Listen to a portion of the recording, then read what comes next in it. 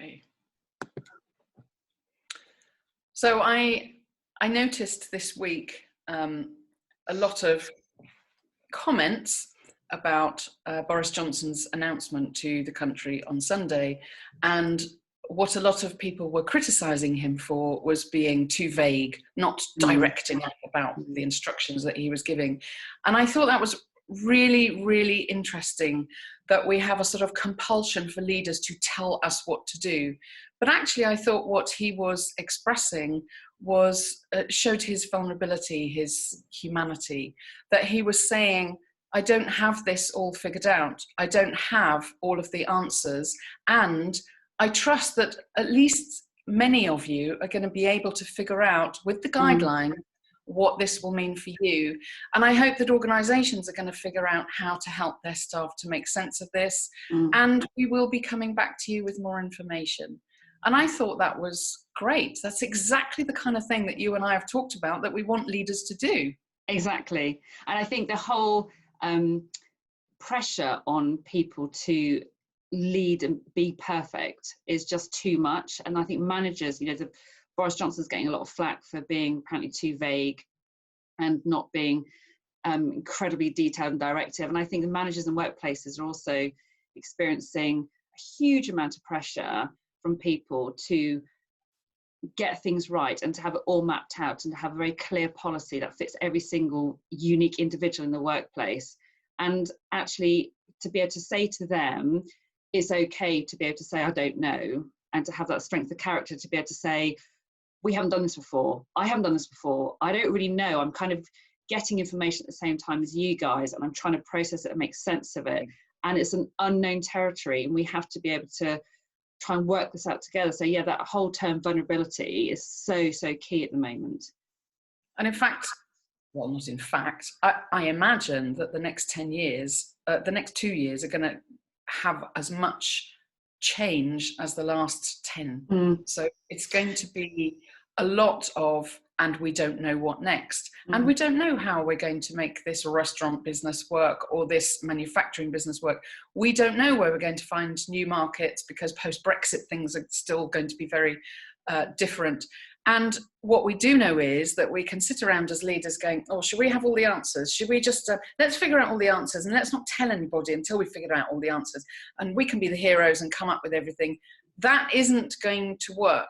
So leaders are going to have to learn the skill of saying, we need to engage with you all in working out how we make this work. Yeah. And that's kind of back to thinking about teams. I think it's in the teams that they're going to come up with the best solutions, because it will be in teams that you have the best conversations. And then that can inform a growing picture that emerges from the whole organisation together. But also, like, the studies consistently show, and these aren't just, these are studies that have been going on for years, consistently show that employees want their managers to communicate more openly, want their managers to admit their mistakes and to be able to say, I don't know, and to be able to say help. And yet most managers, the research shows, don't do that. And now is an absolutely brilliant opportunity for managers to be able to do what employees are saying they want their managers to be able to do. But that kind of takes quite a lot of courage for a manager to be able to make themselves vulnerable and be able to have a complete mind shift in the sense of being this perfect manager. I think I should be this perfect leader and I should have everything mapped out, to being able to be the person that actually employees are saying they really want, which is someone to lead by example and say it's okay to experiment and it's okay to make mistakes and not know, and throw ideas out, and some of them it's as in throw ideas into the circle, and some of them won't work and some of them they might be worth exploring a little bit more. And actually you've got to lead by example if you want your team to be creative and inventive and help shape that new future. Yes. And I think being able to shepherd change, not direct people through a predetermined path, is going to be key. And I think that means letting go of the ego need to be the hero and have everything figured out. And that vulnerability is something we've been talking about with leaders for years, and they kind of get it at an abstract level because, hey, there have been so many books about it, but I don't think they really have. No. Many have really taken it on board and said to themselves, I can be the guy who leads without having all of the answers, knowing what's going to happen next, knowing how this will pan out, knowing where we're going to find new markets or start, or whatever it might be. And I think that's where it actually follows on from one of the comments following our chat we had like this last week about some managers are beginning to know that they should be changing their practice. So they should be thinking about how they measure performance. They should be thinking about how they're leading their team going forward.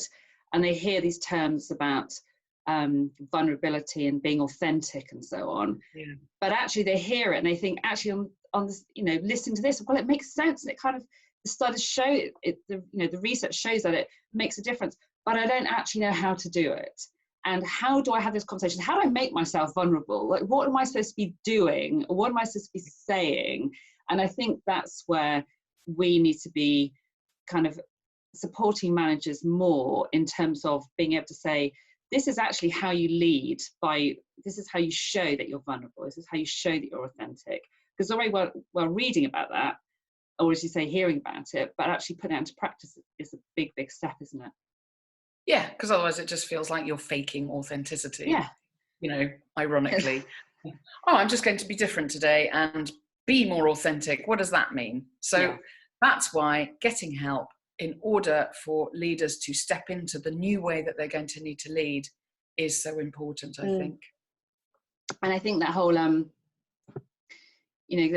there's so many studies going around at the moment, aren't there? But there was another one from, I think it's Dale Carnegie Training School, who found that where people had direct supervision their direct supervisor is supporting their behaviour in terms of people being able to say, this is where I want to go, this is what I want to try, this is kind of what I'm thinking, where you've got that direct support for them rather than being told what to do. There was something like a 67% increase in engagement because that person's being heard, as I properly heard, and being respected and being trusted, and all those values that we want to see within our teams. But it's about the direct supervisors, whether that's a manager or I'm assuming it's line managers. It's about them having the skills to be able to support the people they're working with, rather than that traditional model of I'm supposed to be telling them what to do and have all the answers, which we need to move away from. Yeah, and I don't think that's a great big training program. I think in a way it's helping people unlearn the way that they think they're supposed to behave. Exactly. And just be more themselves. And that often, in my experience, in working with organizations, it's more about getting people together in a different way and enabling them to strip all that stuff out. Just be present, just understand what's happening, have real conversations, and it just builds very slowly from there. It's not a great big change program. Exactly. It's just helping people have real conversations together. It's about being able to reflect, pause and reflect, isn't it? And kind of, rather than I've got to learn new stuff, I've got to add to my stuff that I should be able to do. It's like, as you say, strip it back. When you do stuff, does it work? Is it effective? Does it make a positive difference? Actually, and when we question that and we kind of actually really reflect on how we do things, we think, well, I've done that because I've always done it like that, or I've been told to do it like that. I don't know if it's actually any good. So actually we could strip away a load of what people do and actually reduce people's workload and pressure, and they could probably be far more effective. Absolutely. Which would be nice. Anyway, that sounds a good start for this week. More conversations to be had. Nice to chat to you. You too. Take care.